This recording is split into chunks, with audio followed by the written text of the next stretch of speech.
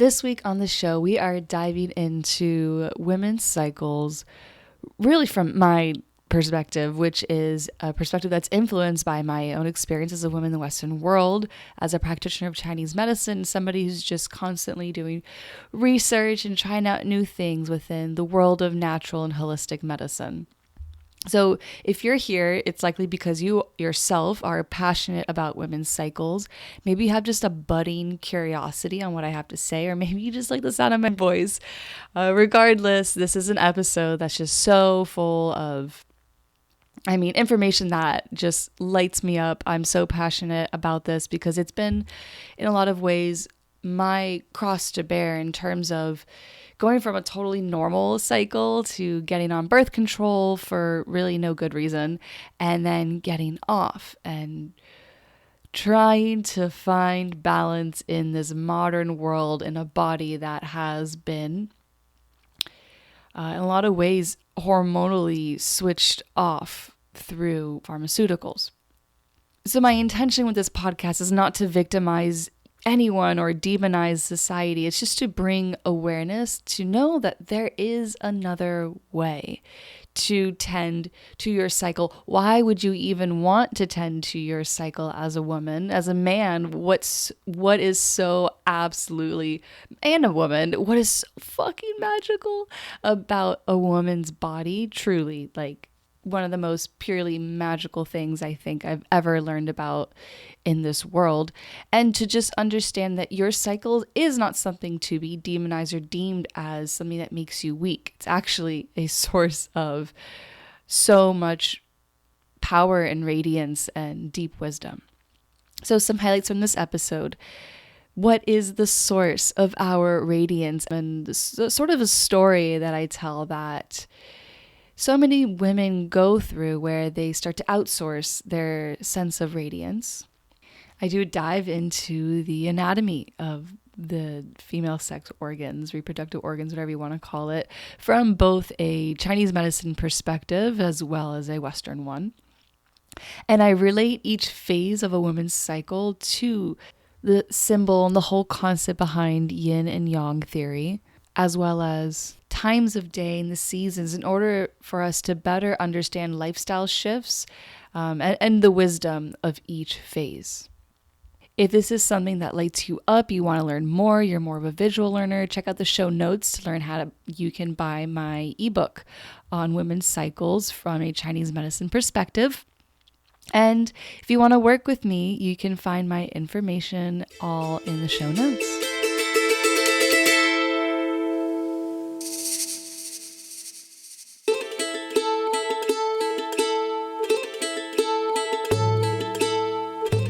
Welcome to the School of Whispers podcast. This is your host, Stephanie. I'm a licensed acupuncture physician and herbalist with a background in psychology, health sciences, and exercise physiology. Within my own spiritual awakening, I found myself learning pivotal lessons when I got myself to be in silence. Within that silence, the whispers came through. This is my sacred space of vulnerable storytelling where my guests and I share about the magic that comes from a life of following these whispers. I'm grateful you made it here, and I hope this show inspires you to live a life of following your own whispers. Let's get into the show.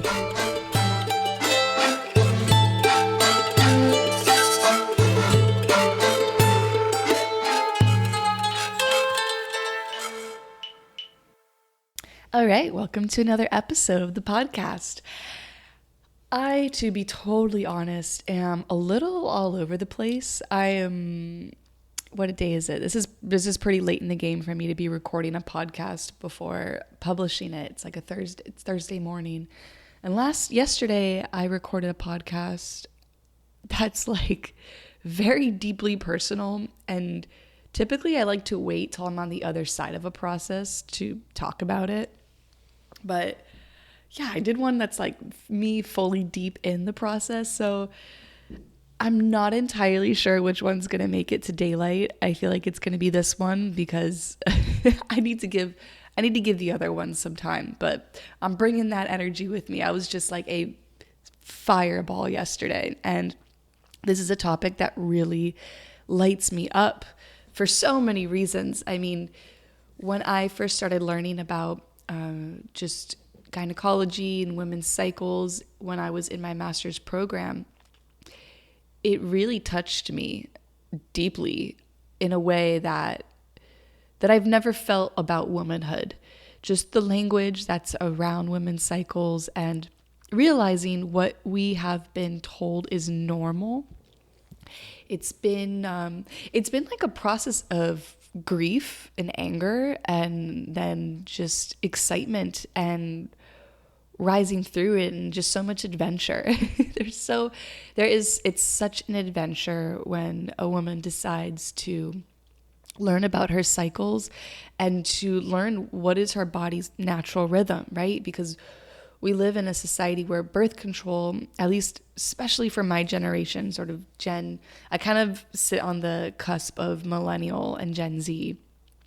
And I grew up being told that if you want to have sex, or if you have acne, or if you have a period, you should look into getting on birth control. And particularly in the States, hormonal birth control is really the sort of that first step, that first go-to.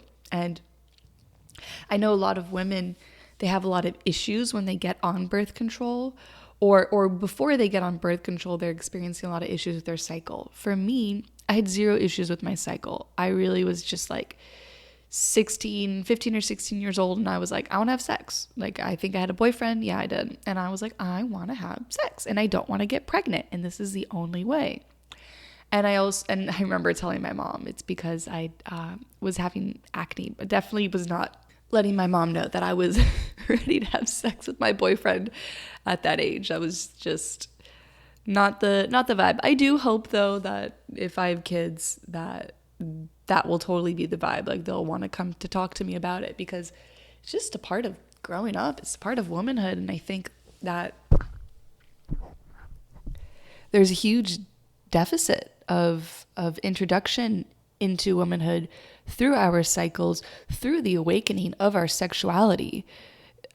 Like, the thought of children, of people between the ages of when do people start having sex? Like 9 years old?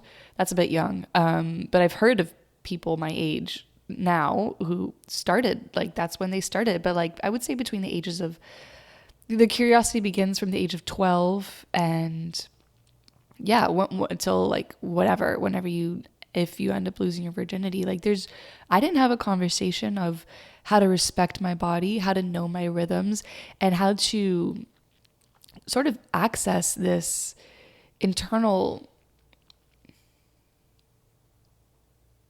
vibrance and wisdom, power. I'm trying to think of this word. I'm reading this book called Pussy, A Reclamation. I know, great name, by Regina Tomhauser, or Mama Gina. And radiance, that's it, radiance.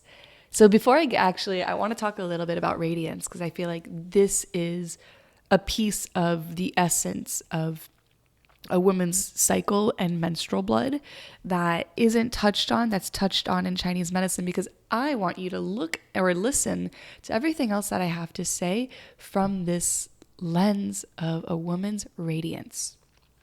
So in this book, Pussy, she tells a story of Biff. So there's a little girl in the neighborhood, and she does what all little girls do. She plays with her friends. She goes to the park. She loves peanut butter and jelly sandwiches. She goes to school, and she has a friend named Biff.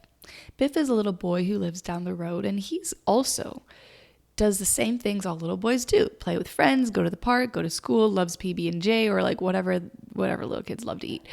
And they're buddies, and they go to the same school. They used to play soccer together after school, but as they got a little older, it started segueing from boys soccer, girls soccer, and they would always walk together on the way home from school. Well, one day, they're walking home from school. They're 13 years old, and the little girl looks over at Biff and notices he's shot up a couple of inches, and his arms are like rippling in these muscles. And when he looks down at her, the sun hits his brown eyes just enough where there's a little bit of green that's flecked, she notices, in his iris. And his hair, a lock of hair, falls into his eye, and he tosses his head back like a rock star. And the little girl feels this like stirring inside of her. Her heart races, and she just sort of looks at him like, how have I not noticed you before? And he's looking at her, and it instills some stirring within him, and he leans down and he gives her a kiss, and it feels like electricity, and her knees go weak and her skin gets all hot and tingly. And then Biff pulls away and does a little awkward, okay, well, goodbye, and runs back home. And the little girl runs home, avoids her family, runs all the way to the bathroom so she could look at what her lips look like after she's been kissed. And she wonders, does everyone else around me, like, do they know that I've been kissed? Like, do they know what I'm feeling right now? And she lays in bed, and all she can think about is that kiss. And she's just glowing. She barely sleeps. And the next day she goes to school. She can barely eat. She's so excited to see Biff in the hallways. And when she got ready for school that morning, she was like, okay, I got to look hot so that Biff wants to kiss me again. And she notices little flaws about her face that she hadn't really noticed before, but no, it's okay. She's got makeup now, and she does herself up, and she's just waiting all day for her walk home with Biff. But Biff has soccer practice, so he's not walking home right away. So she decides to go and watch him play. And she sees him out running in the field, and she leans against the fence and goes, Biff, Biff, come here, Biff, come look at me. And Biff doesn't hear her. He's busy. He's really entrenched in his sport. And then when they finish, he and the team walks home, and she follows them and goes, Biff, Biff, don't you want to walk with me? And she knows that she's making a fool of herself, but she is she doesn't care. Like, she is driven by one thing and one thing only, and is to feel that way that she felt when Biff looked down at her and gave her a kiss. And so Biff is a little bit weirded out by all of this. He's like, dang, she was really normal yesterday. Like, I don't know why she's acting so weird. And so he starts to avoid her. And then the little girl starts to descend into, what's wrong with me? I must not be good enough. And that light that shined so bright within her, that light that inspired Biff to lean down and kiss with her, is snuffed out. So this story is a representation. It's a symbol of all the women and all the times in our lives over history where women have believed that our radiance is reliant on the attention of a man, or that career, or that thing that we become one-track minded because we think when we touched that thing, when it touched us, we felt this sense of completion. We realized how bright we can shine, but then we start to outsource, and we don't realize that that radiance within us is actually what attracted that thing to us in the first place. We are not radiant because of things deeming us worthy of radiance. We are not radiant because of the attention of the man. Again, we attract all of that because it's within us. And I don't think that enough women understand this. And if we're looking at it from a Chinese medicine perspective, so our essence, which for women, it's specifically called tiangui, which means heavenly water, that's our menstrual blood. Like, we, over a cycle of a month, develop this essence and radiate with this essence, and then we shed it. But just because we shed it doesn't mean it goes away, because that's our life force, is creating this heavenly water. The tiangui, our menstrual blood, is a outward manifestation of our essence. And so if you look into goddess worship, or if you look into women throughout time and history, we have changed the world with literally a flash of our pussy, but also with the use of our menstrual blood, as well as our vaginal juices. Truly, truly, truly. Like, I know it sounds kind of nuts and woo-woo and crazy, but it's actually not. It's historical.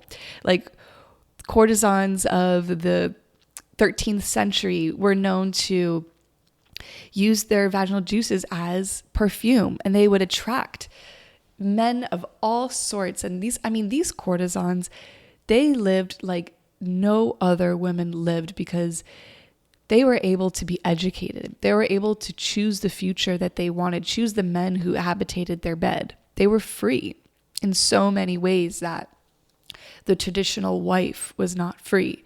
That's a whole other tangent, though.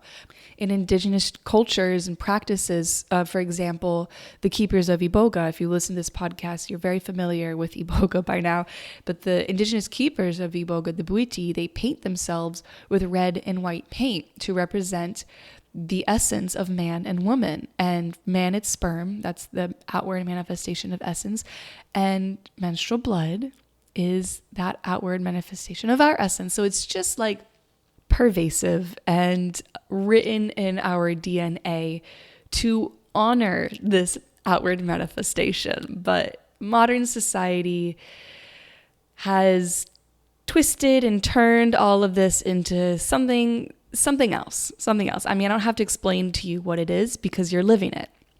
So all that being said, let's dive into the whispers of women's cycles from a Chinese medicine perspective. So let's just talk about the straight up basics of Chinese medicine. So ancient system of healing that emphasizes our connection with nature and the cosmos. So as humans, we are known as the pivot point between the heavens and the earth.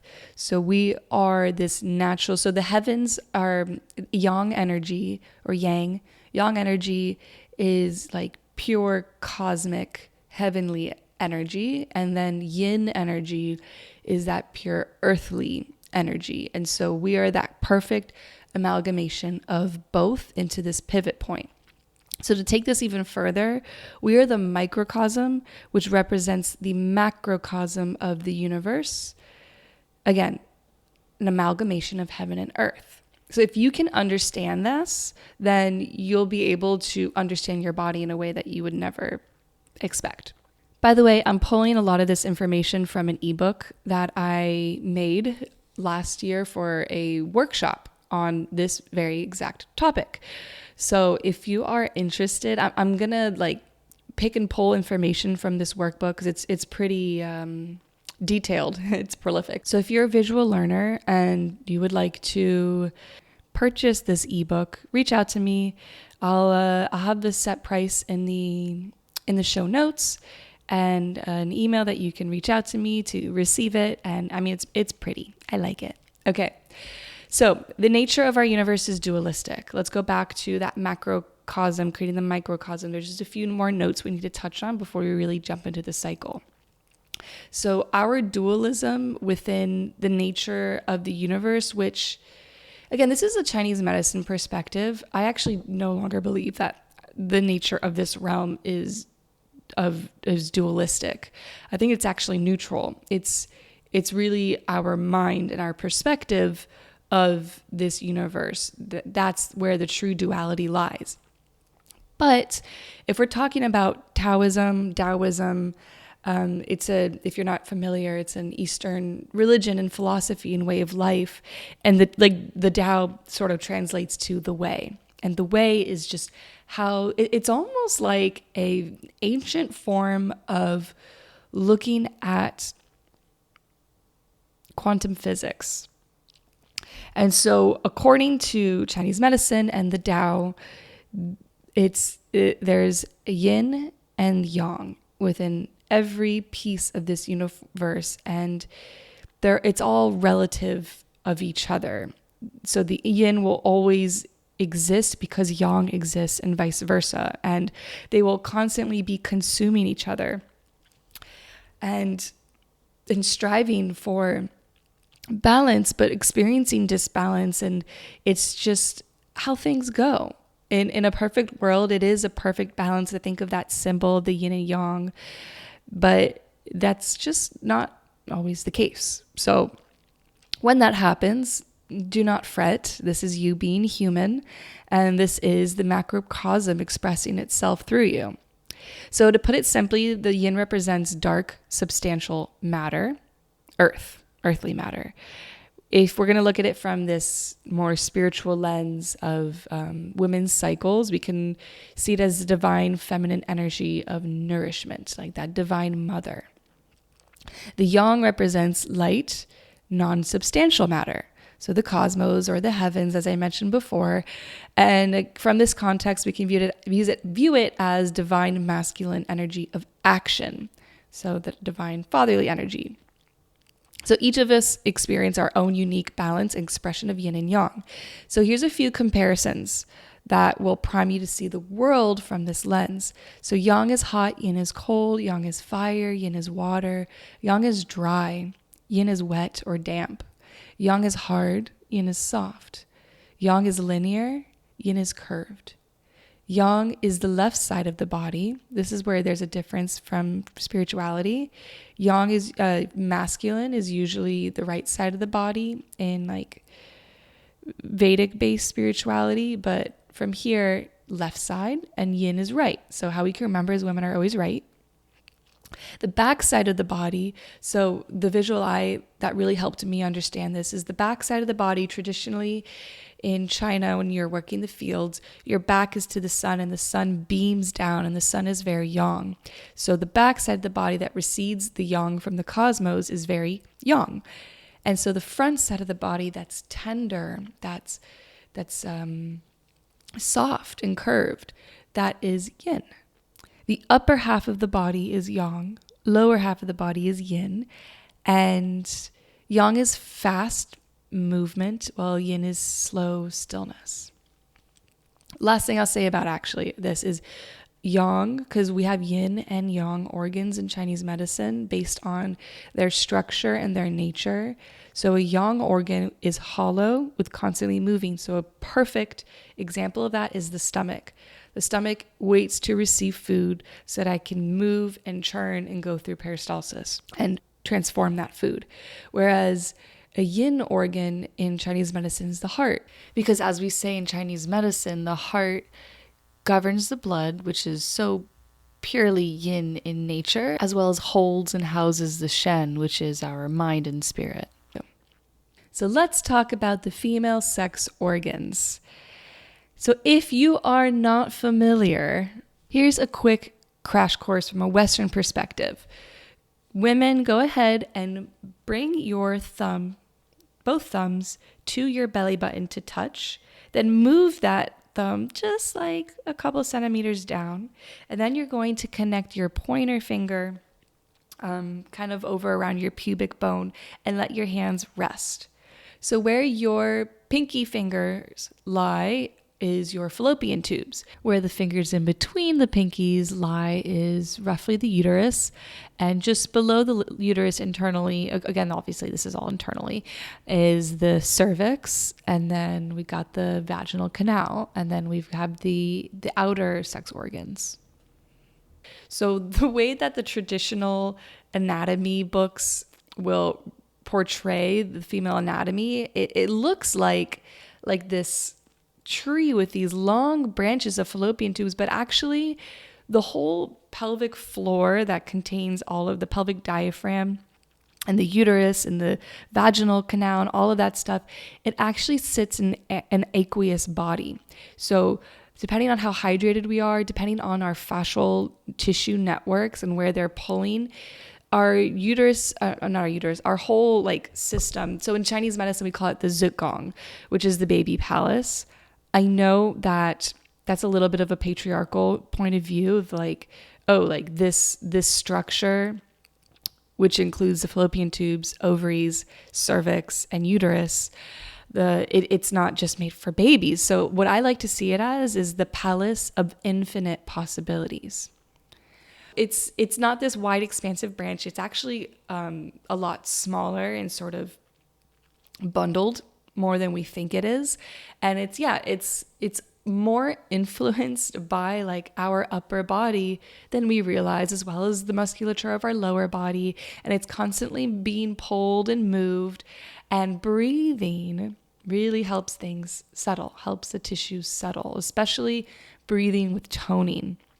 It's interesting. I've noticed with myself, and I notice with women who are, because our voice, our throat, the tissues and the structure, anatomy of our throat actually shares a lot of connection with our womb space. I saw this structure once of our trachea is almost identical to the structure of our vaginal canal. And so this deeper tone, so I've noticed as I've gone through this journey, my voice has gotten deeper. And when women are on this journey, their voice goes from like being this pleasing, sweet, innocent girl to this like bass queen, like down to the earth sort of tone. It's a really fascinating phenomenon to watch. But anyways, let's get back to the zigong.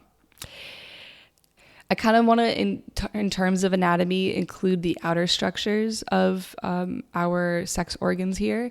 So right at the top, we've got a clitoris that sits under a hood. As you move down, we have our labia minora and majora, and that's basically that outer fleshy folds of skin that's covered in pubic hair. And just so you know, the inner labia, it's totally normal for it to peek out or even like completely like be on the outside of those outer vaginal lips, those outer labia. It is really fucking disturbing I recently saw a post on social media. I did not know this was going on. It's basically like female genital mutilation being promoted by plastic surgeons. I've learned that young girls and women who are introduced to the world of their body and their sexuality through porn, who believe that that's not normal, that the labia majora needs to be tucked away inside the labia minora. When you mutilate those body parts, you cut off so many nerve endings. And speaking of nerve endings, we have a whopping 8,000 to 9,000 nerve endings in our clitoris. Men have half of that. That's a little bit why men are who aren't taught about female sexuality and the female anatomy, why they don't understand how to touch us. Just saying. And what's really cool is there is zero. Okay, I will get more into all of this, but this is so fascinating to me. There is zero logic and structural use to the clitoris. Zero. It is literally there as a source of pleasure and turn on and inner radiance and magic.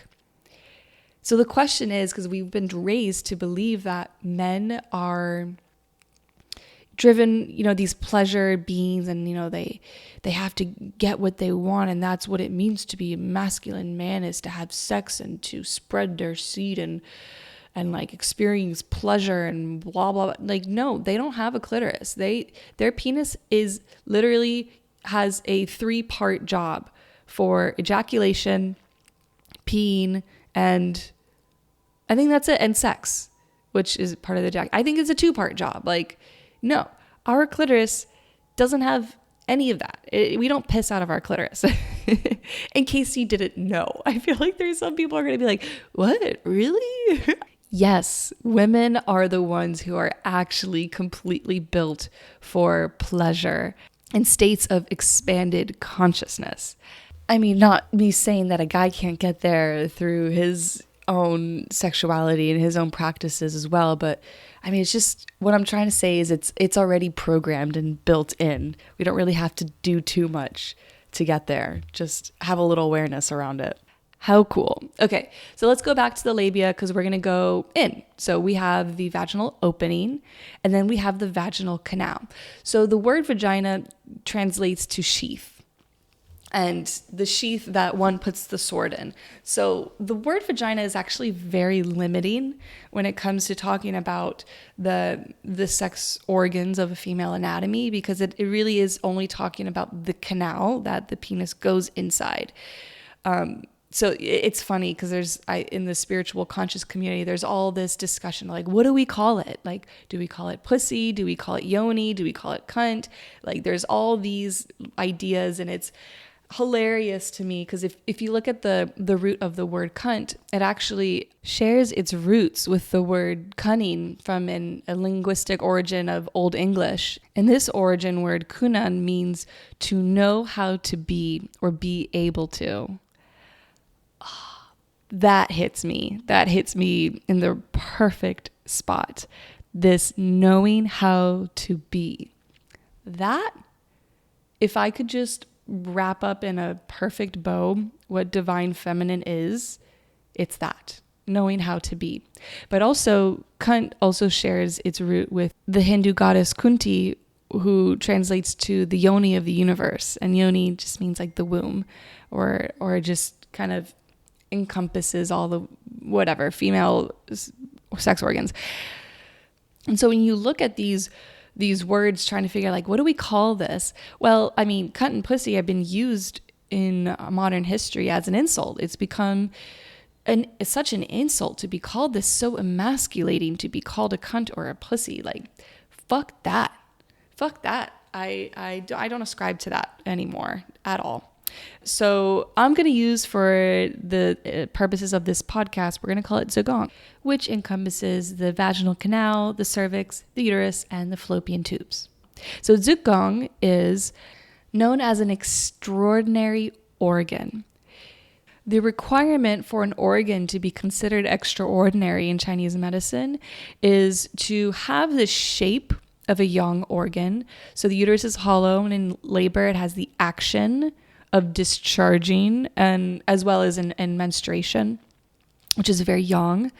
But then it has the function of a yin. So it holds and stores blood, as well as it nourishes and stores the fetus in pregnancy, which is very yin. So to continue on with this yin and yang lens of a woman in general, but also our cycles, in comparison to men, women do have a stronger tendency towards yin energy in the body. This means we naturally use up more of our yin, that primordial water energy, as well as require more nourishment of our yin to function properly. This has gotten so twisted in society. We've all come to believe that men require more meat, more nourishment, more food, and all of that stuff. And women are being told to have these cold, light little meals of raw salads and almonds and shit. But we actually require so much more nourishment than men do because of, one, our yin nature and how we consume yin through this modern society. But because, as many of us know, this modern world runs on a very yang lifestyle. It's like endless summer, go, go, go, keep going. And women are the ones who suffer the most, physically and energetically, of not living according to our nature. So how that manifests is through dysregulated cycles, disruption of our connection to our intuition, disconnect from our emotional bodies as well as our spiritual bodies, but also infertility or struggles. I don't like the word infertility because it kind of feels a bit Westerny, of like, you are infertile. Like, that's not how we look at it in Chinese medicine. Your current pattern is getting in the way of your ability to create life, but that's a current pattern that will shift. So it's fertility struggles, let's call it that. As well as issues with menopause. Oh my God. Menopause is such an underlooked, swept under the rug thing. And in other societies, they don't have the issues that, especially like a traditional Western, I mean, America, I think, is just a perfect example, but a traditional Western society has. Like, they don't even have, like, indigenous cultures don't even have a word for menopause. It's just not a thing. So there is another way to be, and the one that we are in right now, not to like demonize the world that we live in, but it calls for serious change. Absolutely. And I want to be a part of that change. And if you're listening to this podcast, I have a feeling you do too. So last touch on yin and yang here. As I mentioned before, it's in a constant state of ebbing and flowing and transforming into one another. To understand this further, we can compare it to the relationship of the sun and the moon as well as the seasons. So the sun is utmost yang.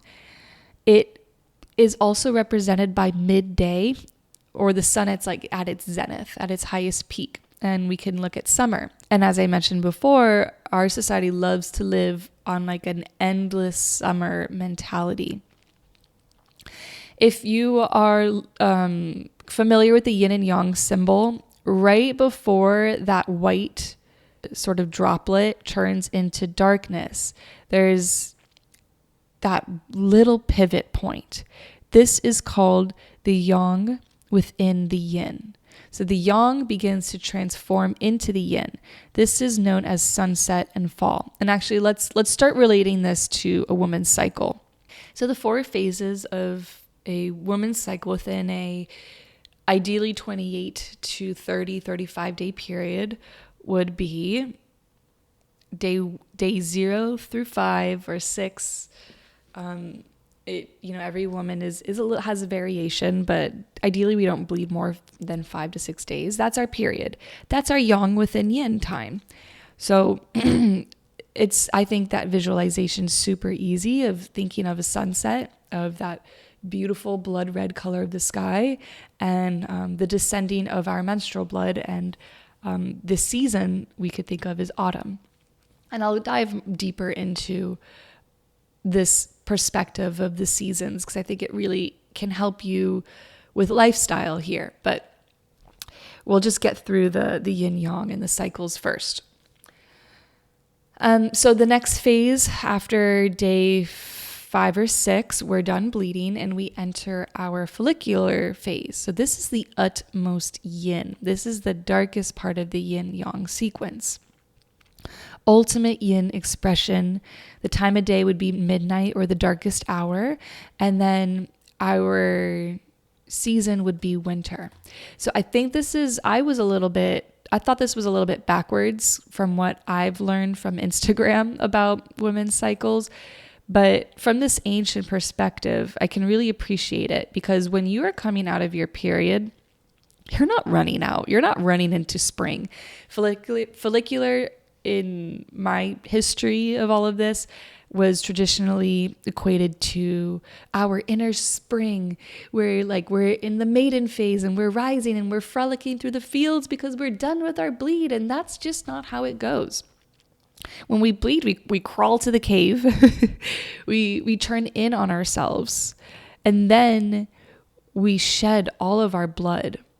But if you follow your cycles like I do, I shed more than blood when I'm on my period. I shed a lot of old patterns. I have such vivid dreams, and in Chinese medicine, dreams are a very deep, important process and a revelation of what pattern is going on or what organ system requires attention or nourishment or has a message for you. So we shed through communicating. We have so much less patience to bottle things up inside and to say nothing. It's like it almost explodes and comes out of us. We have no choice but to let the world know how we are feeling. And if we don't, there's this repression. So the follicular phase, we're crawling out of the cave. We are crawling and then we are walking, and then we can move towards a more yang phase. So follicular phase, utmost yin, lasts for about 5 to 12 days. And our body, from a hormonal standpoint, is starting to build up estrogen, which starts to sort of build up heat in the body, which guides us towards ovulation. So ovulation is our yin within yang phase. So the yin is transforming into yang. We could think of sunrise and spring. So this is when we're ready to frolic. We're ready to bring our energy out into the world. And we're driven by this innate desire. We can say maybe to procreate, but I see it as this innate desire to radiate our light. I love in the book Pussy, Mama Gina, she talks about how men are so driven by pleasing women. Like, they're pretty simple, actually. Men are happy when the women in their life are happy. Whereas women, we are the sun. We are the radiating sun that requires this dedication.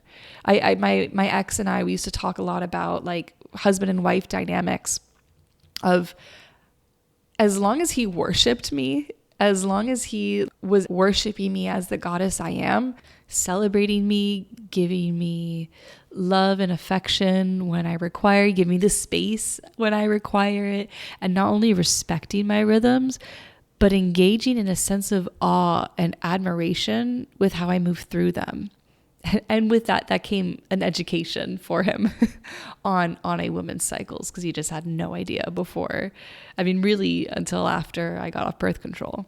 But yeah, that level of worship inspired a deep level of devotion in my heart for him, devoting my love, my time, my attention, my heart. And then when that dynamic is no longer there, then like, what the fuck are you doing? So that's ovulation. So to quickly recap before we get into the last phase, I also think a great perspective we can have is our period, our yang within yin phase, our internal fall or autumn or sunset can also be seen as the crone phase. So the crone phase is you're not meant to be fucked with. Like, you are prophetic in this point. You're respected. You're meant to be deeply respected and also deeply cared for. So your partner, if he's like at a loss on how to support you, have him feed you and give you offerings as if you were a deity yourself. But like, we're talking about crone deities. So crone deities, they don't fuck with egos. They don't fuck with illusions and lies. I mean, obviously, like, this isn't like, everything's not black and white like this, but treat her like the crone queen she is, men, if you're listening. And then the utmost yin, our follicular phase, this is in a lot of ways the maiden phase. So, I mean, think of how the maiden is created. We're born as babies, as infants. And so we do require care and attention up to a certain point. And then we actually want this independence. And then after we receive that care and independence, we're ready to explore the world. And we actually are more flirtatious and a little bit more apt to just bring our internal world out. And that's that movement towards ovulation. And the ovulation phase is the queen phase. So we're not, once again, we're not fucking around. Like, we are going after what we want. We are very clear about what we want, because if we lived according to this natural rhythm within our follicular phase, we are dreaming and we are building and we are organizing. And then in that ovulation, we're able to have that outward expression. And then the utmost yang phase, as I mentioned before, that summer highest zenith peak, that is the luteal phase. So that is the phase where we're told that we're so weak in this phase and we need to like not work out as strong. Bullshit. This is the extension of the queen phase. This is actually when we are most powerful. And again, because this is our summer and we've been encouraged to skip our periods, to see our periods as a sign of weakness and to not follow these rhythms. I mean, I don't know about you, but my gynecologist constantly was encouraging me to take the placebo or to skip the placebo pill at the end and to go straight to the next packet to skip my period. And I remember thinking, like, this doesn't seem right. This doesn't seem like natural to me. And that was my intuition shining through. So yeah, having that endless summer, it does induce exhaustion. So this luteal phase in the very beginning, we are yeah, we are in that outward manifestation of the world. We are full of qi and yang, and we're so excited to bring it out there. But sometimes what happens is we and society, we quell that creative expression. We tell ourselves, no, it's not supposed to look like that. We become critical, or we allow ourselves to put the feedback of others over the pure pleasure and delight of creation. And when that happens, that quells our radiance. When our sun is supposed to be at our highest zenith, instead we're told, don't shine too bright. Don't follow your desire. No, that's unholy. Desire is, we need to run away from desire. We need to make sure that we don't come off as selfish, and we fit in between this little box. And we don't we can express, but don't express too much. That shit's propaganda, friends. Desire is a woman's compass to where we are being guided to. That has been such a pivotal realization for me within my learning of the feminine, and especially goddess worship. There is two sides to every coin. There is God and there is goddess. And God, a lot of the rhetoric around spirituality is run away from desire, learn how to overcome desire and quell desire. But if we're in the land of goddess worship, we encourage desire. We beckon you to follow it, because that is being guided by your inner radiance. When all the outer bullshit of prioritizing other people's opinions, prioritizing coming off as the martyr, the one who puts everyone else first, the one who gets shit done because that's what we have to do and that's how we succeed, when all of that bullshit falls away, what's left is a pure desire. And that's a whisper from the heart of what's next. But let's pause that tangent there. Let's do a quick recap, because this is where we can act accordingly. So, period.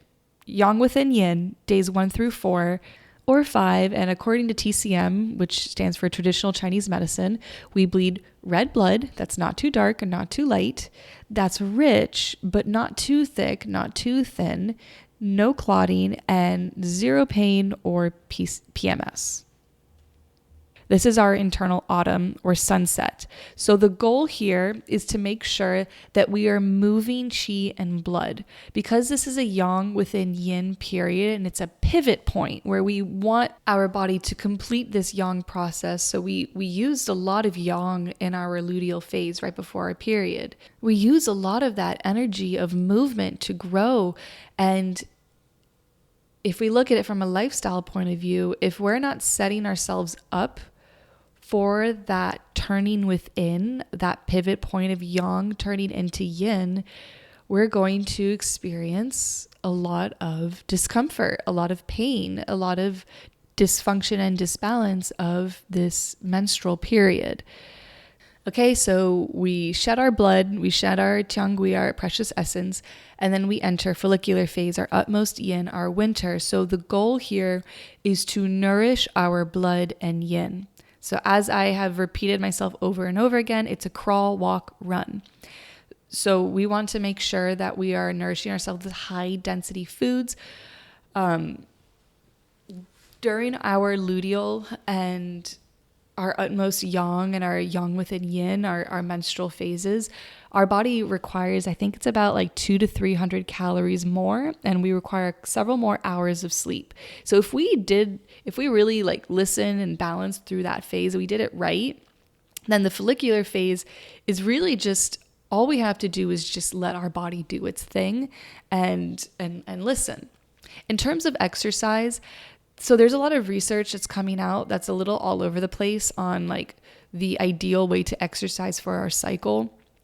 And so I'm not going to really touch too much on that, because personally, according to my pattern, I have a tendency, and I'll get into patterns briefly towards the end. I have a tendency towards qi and blood stagnation when I'm in my yang within yin phase. I was on birth control for 11 years. hormonal birth control. I had no issues from the hormonal birth control, unfortunately. Well, it was more like some women, when they go on it, they immediately know, like, this is fucked. My hormones are off. I'm gaining weight, or like I'm emotionally like distressed. That didn't really happen for me until like 5 or 6 years later. And for those last 4 or 5 years, I would get just depressed, and everything was way too overwhelming right before my period. I'm not depressed. I'm not a depressed person, but because I know that true depression is just, it's a different thing. But I would definitely experience an emotional depression, which in Chinese medicine is akin to symptoms of qi and blood deficiency, but really particularly qi stagnation, feeling frustrated, slightly dissociated. Well, dissociated would be more of a deficiency symptom. Having a struggle to focus would be deficiency, a desire to numb, and with the frustration, with the stagnation, this repression. I was so repressed. And then my digestive system was really off, which, to look at that from a TCM lens, it's because the stagnation in my body was backing up other natural processes of releasing, so that fresh qi and blood could be moved through. From a Western perspective, where there's these studies coming out that show that birth control can disrupt a healthy microbiome. So the hard truth is birth control is filled with synthetic chemicals that can be especially harmful for a body that's already overloaded with synthetic chemicals. I mean, some studies, I'd have to fact check this, but I've seen several studies and papers talking about discovering that or realizing, being transparent that there are carcinogens in a lot of birth controls. But yeah, the intention of these chemicals is to turn your body's natural hormonal cycles off, to trick your body into believing in a lot of ways that it's pregnant or infertile. I mean, women who are on birth control do not ovulate. And as I hope you're starting to really appreciate, is that ovulation is, one, such a source of inner radiance, and two, it's a pivot point that is essential for that complete full rhythm that our body is wired for. I didn't ovulate for 11 years.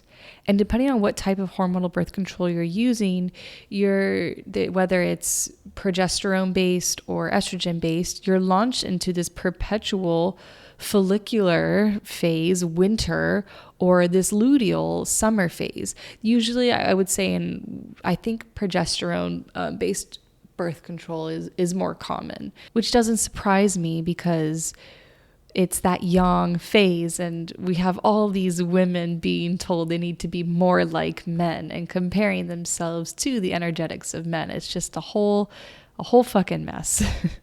I remember I recently, last year, I was experiencing so much menstrual pain, and it actually had a lot to do with the life I was living. I was in a marriage that was not good for me anymore. I was in a friendship that wasn't serving me anymore. I was anxious, could barely sleep.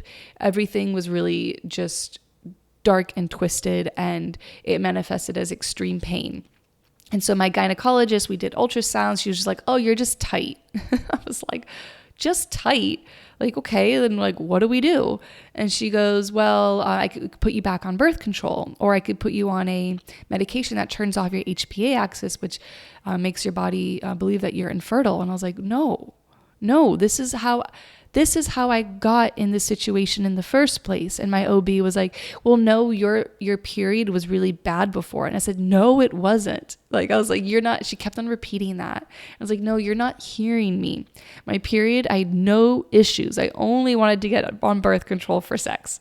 And I was misinformed. And there's a huge lack of informed consent when it comes to birth control.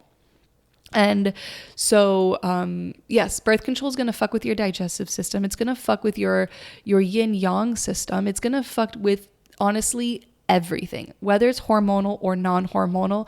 I don't care. That's just going against a woman's natural rhythm. And when my gynecologist told me, "Well, there's nothing left I can do for you. All you could do is take that medication," I said to her, "You're right. There is nothing left that you can do, but I have so many other options. And I have acupuncture. I can't tell you how many women I've treated for their cycles where I've seen, like, when they're consistent and they follow the food therapy, they follow the herbal recommendations, they're consistent with receiving acupuncture, everything changes drastically. And then also, like, chiropractor work, that honestly didn't work for me, but apparently that's a thing. And then for me, pelvic floor therapy, like working with a pelvic floor therapist, highly recommend Dr. Katie Usher at Kaizen Pelvic Wellness, I think that's what it's called, has been a game changer for me. But keeping your body from having a natural cycle of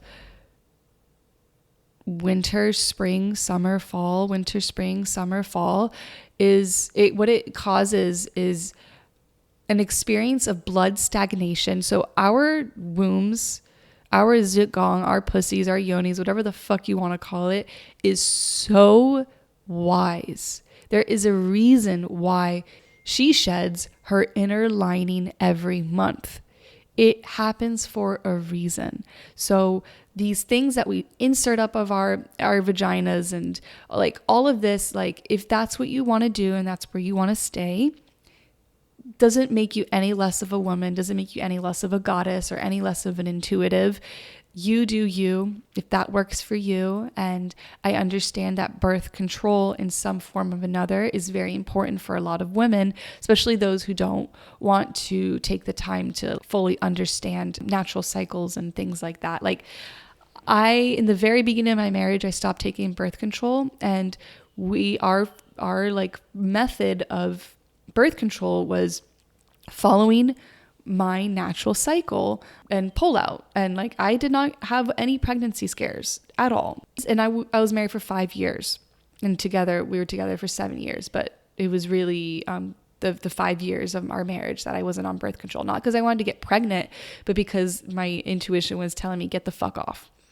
No, that was during my like big awakening of my own psychic intuition and whatnot.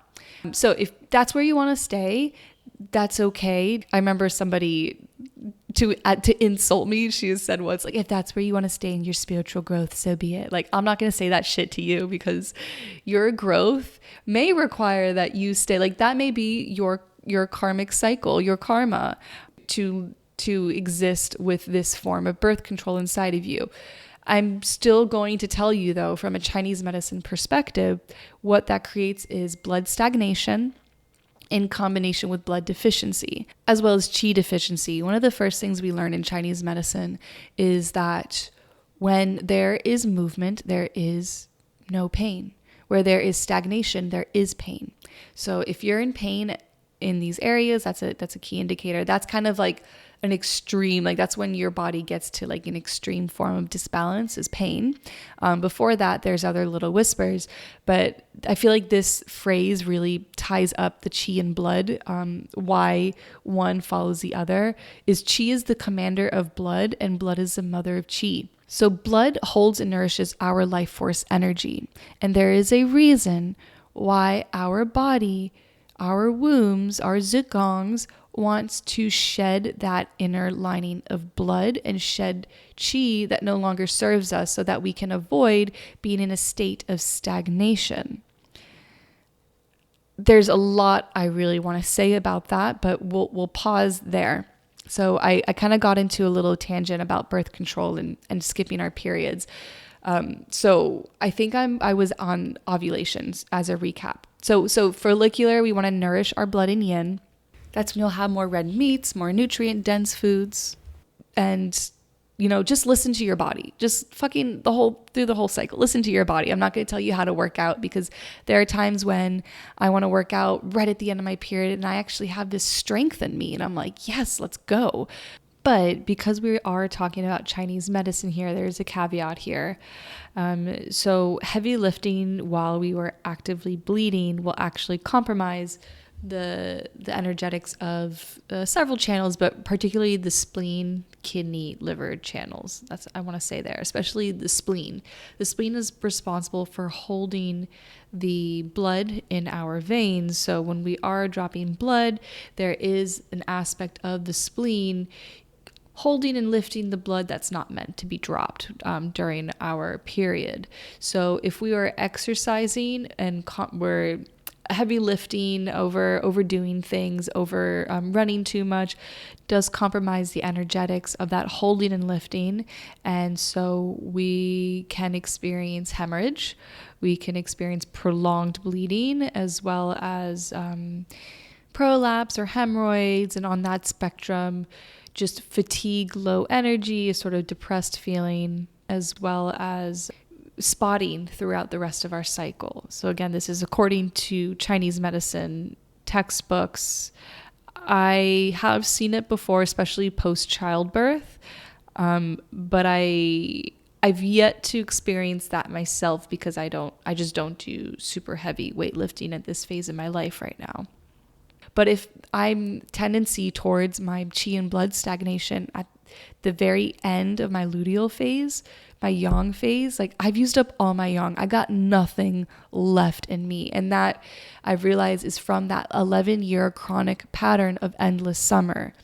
And my body thinking that like I'm holding a pregnancy, because that's what hormonal birth control does. It tricks the body into believing it's pregnant. And there's a lot I could say about that. We're going to start. It's so funny. I feel like this podcast is always a means of self-control on tangents and rants, because that's basically what I'm doing on this podcast all the time.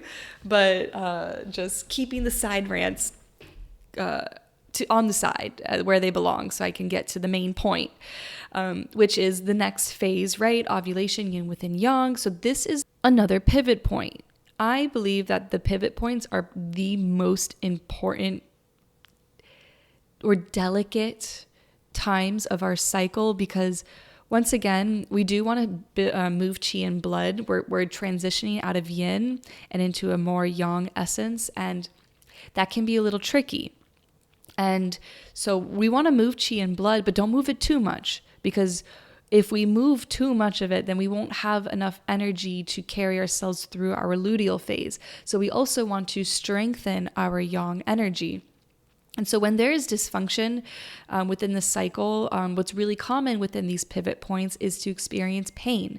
Ovulation pain is a total thing. I'm not going to even use the medical term for it because it is named after a man, which is silly, and I don't understand it, why men have to name everything after themselves, even when it comes to the women's body. But yeah, that's a total, that's a pattern. That's a common thing within our society. And there's a lot of implications I could think about there. But basically in ovulation phase, we want to, there is almost like we don't have as much of an appetite for like needing nourishment. Personally, as I get towards the end of ovulation and into luteal, I actually don't really need that much sleep anymore. I go from needing probably like 8 to 10 hours to needing around like 7.5 hours. So food-wise, I tend towards more lighter meals, like more leaning towards chicken rather than red meat, less cacao, because usually like I love a lot of cacao in my follicular phase, and I used to do a ton of cacao in my luteal phase, again, that utmost yang phase, but it actually created a pattern called heart fire and created a lot of anxiety. And I realize now, because as I've moved deeper into my natural rhythms, I'm finally at like a halfway point of off birth control, 5 years. And that's another thing with Chinese medicine. Chronic conditions take a long time. So it's a journey. It's a total adventure. And I'm 5 years in, and finally, my luteal phase is an utmost yang phase. So I actually don't really need caffeine. I don't need to like bolster myself. If I try to do that, I actually experience. So heart fire is almost like, you could translate it from a Western standpoint, almost a little manic. Just, I go from not needing that much sleep to feeling like I can't sleep, to feeling really up and having energy to do my workouts, to go to work without needing caffeine. If I throw caffeine or cacao in the mix, I get anxious. It's just too much. And let's touch on sexual energy here. So we have several main energy centers in the body, and we call them in Chinese medicine dantians or tantians. And the main source is our space just below the belly button. We call it the lower Ren line. You could call it the Chong. And if we're talking about extraordinary vessels, which is a whole other thing that I'll have to get into in a different podcast. But it's just a reservoir of potent chi, potent essence. I mean, look where it resides. It's our womb space. So, as I mentioned before, treatment principle for this phase is to move chi and boost yang. So there is this desire to move and this burning of the fire within. So this desire to like put our energy outward, whether that's to like jump the bones of a sexy human being, or to make moves in our business, or to boost our creative energy. There is this undeniable desire in this phase to give our energy outward. So I want to share my personal experience, because I was with somebody for 7 years, and then, now that I'm single, and really in my 20s, when I was single last, I was not conscious at all. I was giving my essence away like free samples at Costco. And now I get this awesome experience where like I'm not interested in giving my essence away. And so for these past 7 months, I have had the gift of keeping my essence inside. Yes, of course, I am always creating things and making moves in my life, but I also have just done nothing with it. And in the beginning, I had this memory imprint of, oh, this is a lot of energy. Ooh, this is a little bit uncomfortable. I need to expend it. But then I was like, no, I don't want to be like how I was in my 20s, where I would just like find a guy and have sex with him. Like this is a temple. This is a fucking temple where we're not going to go and search for the nearest dick. Sorry for my loved ones if you're listening, but I know, if anything, you're welcome, because we're not doing that. And instead I get to keep it and I breathe into it rather than trying to get rid of it and move it and expel it out. I breathe with it, and there is this experience of like moving through a handful of dark emotions, because that's just also the nature of being human and having intense energy. There's just going to be this dichotomy of shadow and light, and that is together. That is that pure power. You can't have one without the other to have like this pure essence here. And so once I move through whatever I may be labeling as dark or heavy or anxiety inducing, I get to this other side, and I've mentioned it on the podcast, and on this other side, whoa, it's like full body orgasm without even like touching a thing, and it just continues on for days. And it doesn't just happen in my luteal cycle. It happens within like all phases of my cycle. Truly, there's just other methods and modalities that I get there. But I've really noticed that in that big sexual energy of the phase of ovulation and going into the luteal phase, I've been able to alchemize it into something that I never really touched on before. And, we could give it a lot of words. I'm going to give it radiance. I feel fucking radiant when I am working with my energy in this way. And then luteal phase, summer, is where we boost chi and we boost yang. So that is where we, once again, will start to up our calorie intake towards the end. And as I mentioned before, so in this phase, estrogen drops and progesterone rises. We become a little more susceptible to cortisol, stress, or what doesn't serve us. And just like any summer season, the end of this phase calls for a preparation for the autumn harvest. This whole phase is not an endless summer, as I keep on repeating myself, but I really just want to drive that home. It's a whole spectrum: beginning summer, middle summer, end of summer. And the end, this is the time when it's important to ask for help. There's a lot of reasons. hormonally, if you've listened to the show before, you know I have the biggest crush on Mary Riddick. She's this incredible researcher and practitioner. She really specializes on the microbiome, as well as she does a ton of research on indigenous tribes all over the world. And in this one podcast she was on, they asked her, like, rather than food and supplements, lifestyle, what is hormonally beneficial for a woman? And she really emphasized asking for help and allowing the men and women in her life to do things for her. So we can look at it from that aspect, but let's also look at it from an aspect of balancing out our yang energy. So there is this desire for movement and independence, which is great in this phase, but with this medicine, with this life, it's all about balance. So bringing in the yin energy of allowing ourselves to be held can be pivotal for the overall function and balance of this phase. So I thought I'd be able to have the time to get into patterns, but I realized I spent the whole podcast really on the first 10 pages of my 30-page book. So I'm going to leave that there. The last thing I want to touch on is, as I mentioned in the beginning, our tiangui, how our blood is this precious essence, our heavenly water. And I want to go on a little rant on how our blood is so much more than we think it is. So our essence is also known as Jing in Chinese medicine, and it is our core inherited essence, which governs growth and reproduction. So the state of our Jing reveals the state of our strength, vitality, resistance to disease and decay, and our inner radiance. And I what I said here is according to Chinese medicine, and I don't agree with it. I wrote that it naturally in the book, it naturally declines with age. After what I've been learning over the past 6 months about just diving deeper again into the feminine, into the pussy wisdom, and as Mama Gina calls it, the great pussy in the sky, the GPS, I realized that this inner radiance does not necessarily decline with age. I think it can decline due to society and expectations and a chronic yang, endless summer society.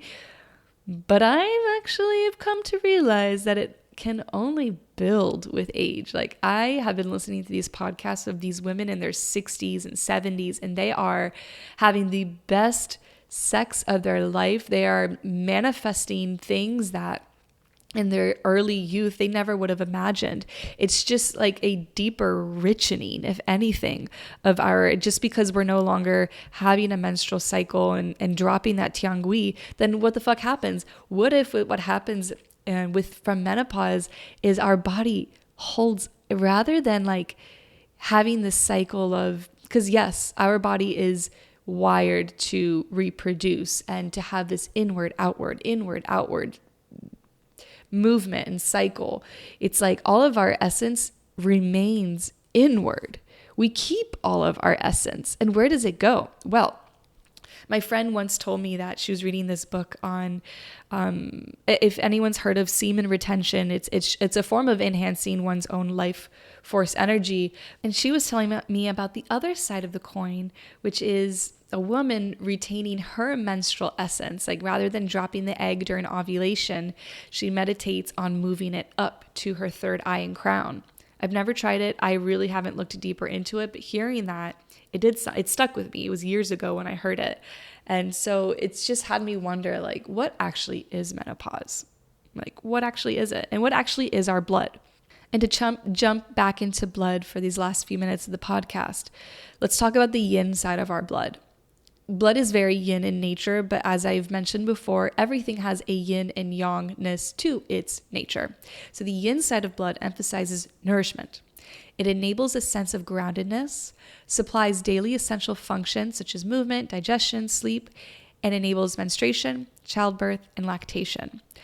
When a woman breastfeeds, the way from a Chinese medicine perspective we look at it is our body transforms our blood to milk. So when a woman's blood is properly nourished, she feels powerful and fully embodied.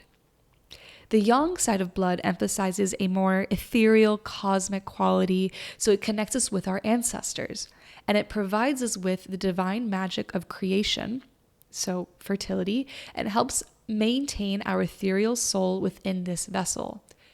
When I'm working with women in fertility, I kind of have to feel off the vibe of them, but I almost always mention to them that when we're working with fertility in an acupuncture aspect, like we're moving deeper than you telling me that you have shoulder or lower back pain. The deep work of calling a baby in to continue the bloodline is always going to have a deep ancestral cosmic connotation here. So when a woman is connected with the divine essence of her blood, her ability to create and manifest is unparalleled. So I repeat, our blood is so much more than we think it is. So whether you are coming to me for fertility or digestion or wanting to regulate your cycle or lower back pain, whatever it may be, like I'm always going to ask about your period. I'm always going to be curious on what your natural body's rhythms are. This is our fifth vital sign.